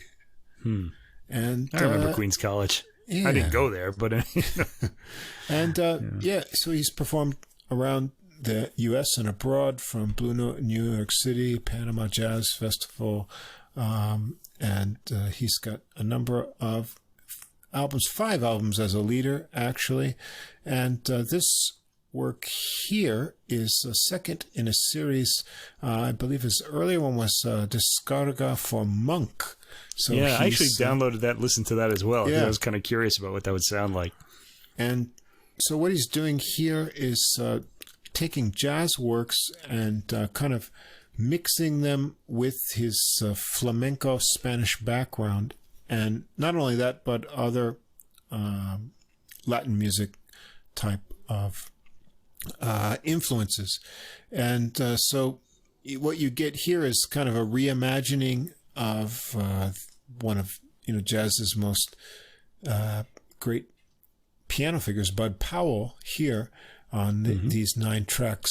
And so he's using these sort of bebop standards or original tunes by Bud Powell, and he's bringing in a fusion of Caribbean, actually it's written in his description on his website, a fusion of Caribbean and Ibero-American musical lore. I don't think I've ever seen that word before, Ibero-American. Ibero-American. Yeah. Does that mean like Hispanic? Well, I don't know. Yeah, well, Iberia is Spain and peninsula, Europe. But Ibero-American, I don't know. But maybe he's made it up for himself. He's from Spain. He's in America now. I don't know. So all compositions by Bud Powell, and we've got Alex Conde on piano and making all the arrangements. John Santos on congas, bongos. Jeff Chambers on double bass, Sergio Martinez on cajon and djembe, Mike Olmos on trumpet on 2 tracks, Jeff Norell on the steel pan drums, and Jose Luis de la Paz on guitar. And people doing hand claps too. Yes, on the flamenco hand claps. There's a lot of flamenco elements in this recording. Yeah, there are. And so we begin with The Fruit, which is done in buleria style, which is a fast flamenco rhythm in a 12-beat cycle. This one starts with a piano vamp and the buleria beat, and the trumpet's on this track here, and the trumpet plays the melody in unison with the piano. The piano has the first solo, and you get kind of a taste of what you're going to see on this album, which is a combination of kind of boppish lines, and then he has some rising chord figures over the Spanish beat, and here you'll hear the cajon lightly in the background, and the flamenco claps there. The trumpet solo comes in when the vamp comes back after that solo and does the melody and solo again. And then there's a percussion jam on the vamp when it comes back, and then back to the melody. And then finally they close it out, the trumpet and piano trade over the vamp. And so it's a nice fun start to the piece here, giving you the taste of these flamenco elements that are going to come. Second track, another Bud Powell tune, Oblivion, and this is done in tango style. Starts out with a real heavy, low kind of intro vamp, and then a light introduction of the melody over some Latin percussion in a tango style. And, Conde shows some really fast fingering here with these 16th note figures in his energetic solo. And he's able to do these kind of figures with two hands, which he does elsewhere on the album in other places. And those are really cool. They calm things back down and get soft with the melody again. Then back to that funky vamp and the fast fingers to the end, and changes to some really high note runs over a slow beat at the end. So this is kind of a cool tango number here. Number 3, Bouncing with Bud, but not as you've heard it before. This is an allegria, which is a cantico flamenco form, and of course from Cadiz. And this one is really cool. It starts with this kind of 2-chord ominous flamenco intro, which gets you in a kind of trance, and then it suddenly transports into that happy melody from Bouncing with Bud. So interesting contrast. Conde's solo here has a lot of fast lines, but a lot of space too. And in those spaces, you can really hear I think it's djembe here, with that kind of open drum ringing and more clapping. Some more of those two-handed 16th note figures running in his solo, but also some nice chord playing too. And then it transforms into like a full Latin piano breakdown with piano chords right before the end. So it completely changes the mood from the beginning with the flamenco, the bebop melody, and then this. So you go through a lot of different soundscapes on this one. Number 4, Dusk in Saudi, which is done in the flamenco solea form here. This is a soft ballad treatment, and the percussion lightly fills in the gaps in the melody. He adds in here, if you know Bud Powell's piano style, if you ever heard his recordings, there's some very Powell-esque runs that are sort of peppered in for seasoning here, very tasty, and it ends with the chords really down low on the keyboard. So a nice treatment of this. 5 is Wail, W-A-I-L, and this is done in calypso style, a very funky bass and left hand together opening in a calypso groove. And then when the melody comes in, the piano is doubled up with steel drum, with mallets. So that's kind of fun. The solo piano takes a turn with some light percussion peppered in, and then everyone joins in again while the piano continues the solo. We get like chorus after chorus of bebop ideas in the solo, and then it turns more Latin-y in his solo before he returns to the melody, and then the steel pan drums join in again. So kind of interesting bebop and calypso, and then some other things mixed in here. Number 6, Parisian Thoroughfare, and this is done in a flamenco style of Bulleria al golpe. And so the intro chord sequence starts, and this tune includes guitar, and then the guitar and piano join together sometimes on these really fast run chases, some really fast picking in the guitar along with that.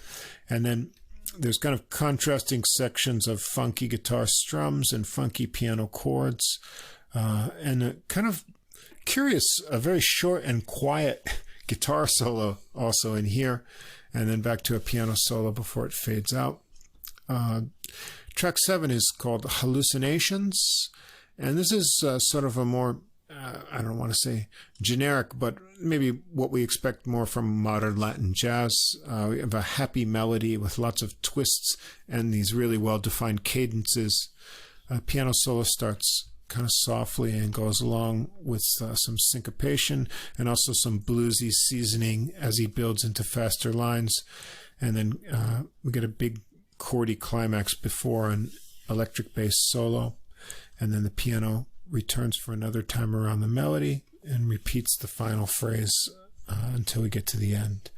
Number 8, we change things up again. This is Tempus Fugit, and it's a rumba. And so the trumpet comes back here, Got a nice fast minor key rumba, and a trumpet and piano share the melody. Then the piano rips into a really fast line solo out of the gate on this one. The trumpet comes in and on a solo and sort of explores outside of the chords at the beginning of the solo, and continues a kind of high tension sort of atmosphere. And then we get a piano breakdown here, joined in by the percussion, and they keep building it. This track's a lot of fun, going through this rumba rhythm before they go back to the final melody. Number 9 is Ysaÿe, and this is also Bulgaria. A very funky intro figure here, which is cool because in addition to the other figures, there's sort of a one-note repeated piano figure in the melody, despite what's going on around it. Here, I thought this was really well done merging of bebop melody with the Spanish rhythm in a way probably no one else may have been able to imagine. And then after the Bud Powell bebop melody is expressed, then there's a flamenco vamp over this hypnotic bass figure, and Conde builds this modal solo with ascending lines, and he really builds tension over this flamenco element, and then he comes right back into the major melody of the tune. So it's a really big contrast between the flamenco influence and then what's in the original tune here. Then we get some percussion and claps that drive everything along. Another big piano solo that's sort of peppered with all kinds of things, big chords, uneven lines, fast runs that build more and more, and then kind of a repeating chord bass pattern in the piano that's getting softer and then building again, more modal intervals that bring the melody back into the upper octave. So there's a lot of things going on in this tune. There's a lot of things going on in the whole album. So it's a very uplifting recording. It's very positively charged and will put you in a good mood. And it's a really interesting and fun merging of this Bud Powell bebop, just real bebop music, if you know his music, but mixing in this variety of flamenco, other Latin percussion, other Latin American rhythms. It all comes together really well. It comes together. He's able to pull it off so that it sounds, just like, of course, why didn't somebody else think of this? It's a lot of fun. Probably because they couldn't do it. They couldn't do it. Really good. And Conde, he has a great technique. He plays very passionately, and then you feel like you're invited to join into the fun of what he's cooking up here. So how can you go wrong? You can't. Unique. It's great. Unique. Give it a listen. Really nice Latin jazz album that's very creative and has a lot of different elements in it. Yeah, we are big fans of Latin jazz here at Adult Music, are we not? Yeah. So check this one out, and check out the Monk one too. Yeah, I like that as well. Because I love Monk's music in general, so it's just really cool to hear it like that. Well, I'm flamenco elements. If we got any Spanish-speaking listeners, let me know. I'm not sure because there's no description, but descarga to me sounds like in Spanish it's like the word for downloading something. So I'm not sure. I don't think you could look this up. No. Well, I did, but I couldn't get a real idea of what he's aiming for in the meeting. If he's like downloading Bud Powell into the, I got it right here on WikiHow. It says a jam session of the tradition of Cuban music. Oh, so okay. There you go. It's like jamming for jam session for Monk. Yeah. Yeah. All right. Well, in his own unique way. So it's a lot of fun. So you got to go. You got to do the oxymoronic research on Wikipedia. Yeah. I think that Wikipedia internet research. I think that's a 21st century oxymoron. Yeah. So here a nice collection of tributing in a new way. Here completely reimagined, and then in the Jensen we get paying good respects to the great Paul Desmond but some unexpected elements too. And then, Kevin Hayes is sort of on the edge of, non-free jazz, but just seeing what will happen with these interesting ingredients. So I enjoyed all of these recordings this week. Nice contrast. Except for the Schoenberg. Well, you enjoyed all the jazz ones. I enjoyed the jazz ones, and I enjoyed all of the orchestral ones. I enjoyed the idea behind the Schoenberg recording, but the performances didn't really come off for me. Maybe if I could hear a different recording of that one. Yeah, Christine Schaefer, and there's also an old one by Jane Manning with the Nash Ensemble, conducted by Simon Rattle. That was pretty much a classic when it came out on the Chandos label years and years ago. Oh, yeah. I'd be willing to hear it again in a different voice. I've heard. I've heard. The thing is, I've studied it. I've heard lectures on it, so I kind of know a little bit about it. So I kind of once you know something about the work, and Schoenberg himself said this, if you listen to a work like again and again, you start to become used to it, like you kind of know what it is. And it's one of the gifts that recordings give us, even jazz, which is supposed to be really spontaneous music. There's sort of an irony to like a jazz recording, because you're going to hear the same performance over and over again. But nevertheless, it's how you learn, really. It's you can get familiar with it the same way children get familiar with the narrative elements of stories by hearing the same book read to them again and again. Right. And the best jazz solos have this sort of inevitable quality about them that when you think, oh, this was a spontaneous composition of a melody, but it couldn't have been any other way. And, the great jazz masters, Coleman Hawkins, those kind of players, when you hear their solo, it has that inevitable quality about it. And, I think that's where it meets the highest expression, even in improvised music. So I often wonder about children. They hear the same story again and again. It's like they're trying to absorb it or something, or remember the elements or do something. I wonder if that happens to us adults when we listen to music. Like music is the adult version of stories. You know what I mean? It may be for some people. Yeah. People like us. One thing I notice is that I have recordings that I bought back when I was in my 20s, 30s, and when I hear them today, they sound different. But, you've changed. The recording hasn't changed. You've changed. It's funny how you just hear things differently. It just kind of tells you that something has gone on. Yes. It's not like you hear it better or you have a deeper understanding of it. It's just different. And that kind of, I don't know. I'm trying to work out what that says about memory and the years passing and things, what it does to you. I don't know. Don't think too much about that. Yeah. The answers could be disturbing.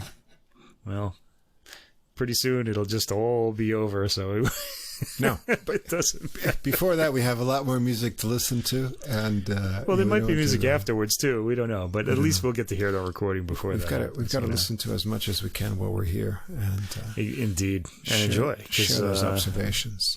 For me, that's what life is really about. Is good music. It's something to it, something about it. That pre-verbal thing that kind of clarifies everything. I don't know Goes what it to is. That deeper root inside. So there you have it, folks. It's been a fun time on episode 18 here in both classical and jazz. And as we said, if you haven't checked out our special episode, Interview 1 with Mike Ladone, talking about It's All Your Fault, which we featured in episode 17 last week, please check that out. You'll enjoy his talk for sure. And once again, we invite you to follow. I think I'm going to listen to it again, in fact. I might listen to it again, because it was so interesting. I invite you to follow or subscribe on whatever platform you're listening to. And if you take a moment to give us a rating or write a review, we'd appreciate it. It'll help us reach out to more people and grow our audience, which will be good and help us expand this experience. And again, if you have any comments, questions, you want to contact us directly, just contact us at adultmusic, all one word, Adult Music Podcast, all one word, at gmail.com. We'd love to hear from you. You know what we'd like to hear? Because we're now 18 episodes in, and we're sort of wondering, do you like this format, or do you want us to start dropping in like musical examples, musical samples of what we're talking about? Let us know. Otherwise, we're just going to keep doing it like this. And well, we won't get any copyright strikes like this. So. Yeah, we won't get copyright strikes like this, which is a good thing. But I'm wondering if we will the other way. Maybe we should start experimenting. We could try. Yeah, we could use some more people subscribing to the Deezer playlist. So yeah, but before we do that, I want some listener feedback. Okay, let us know if you want us to do that. Yeah, we'll give it a shot. We've got a lot of listeners in India. I know that. That's our largest growing demographic. That's right. Is number 3. They're number 3? Wow. Number 3. Yes. U.S. and Japan trade off as number 1. They trade off as number 1. Okay. Yeah, and India is now, we live 3. in Japan, but who's listening to us in Japan? We don't have that many friends. It can't be any of our friends. Because we don't go out ever. We just stay home and listen to music all the time. You know, we are in Japan. We will be placed higher in the browsing categories just based on the locale. I see. And we're on Pod Dog, which is a Japanese app. We're right at the top on there, so I'm sure some Japanese find us there and are listening. They might be using us to build their record collections. That could be cool. It could be. Yeah. And I got to tell the audience something. When I first came to Japan back in the 1990s, early 1990s, you got to remember this was a CD had been commercially available for about 10 or 11 years by that point. And one of the guys in the town I was living in at the time had collected every recording of Baroque music ever released. He had he had all of them apparently. Now that was a staggering amount of CDs, even at the time. This is after 10 years, and there weren't all that many like there are this. Now thousands of them come out every year, but it was really quite something to see. I kind of wonder how that worked out. If he's still doing that, I guess he had to give it up at some point. It was really crazy. I was lost in admiration. For his shelf space as well as his collection. The first places I worked, there was an office that had 2 guys in there, and they were both bluegrass music fans. And I thought, this is really weird because I could travel, around cities in the U.S. and try to find an office that had somebody working in there that was a bluegrass music fan. And both of them had over 1,000 bluegrass CDs in their collection. Really amazing. They really go for like a certain genre, like all the way. Yeah, so, Japanese music fans are very dedicated and focusing on what they like, which is a good part about living here because the record stores, especially the used stores, are really good. Yeah, they'll often wind up informing you about your pop culture. It's sort of an interesting thing. Well, which is kind of embarrassing in a way. Interesting jazz record stories about some players maybe we can get into sometime, where if it hadn't been for Japan, certain players would never have been heard by anyone anywhere else, just because of the big fan culture here in buying recordings. It's an exciting thing. They still use, even like for movies, they'll still use DVD and Blu-ray. They don't stream all that much. There is streaming. Netflix does exist here, but it's a collecting culture. It's a collecting culture. I belong here for that reason, but not for many others. To be honest, we do have that collecting thing in common. Me and the Japanese people. Yeah. So thanks for listening and staying with us to the end of episode 18, and we'll be back next week, episode 19, getting close to that number 20 mark, and we'll have some more recordings for you. So we'll see you again next week on Adult Music.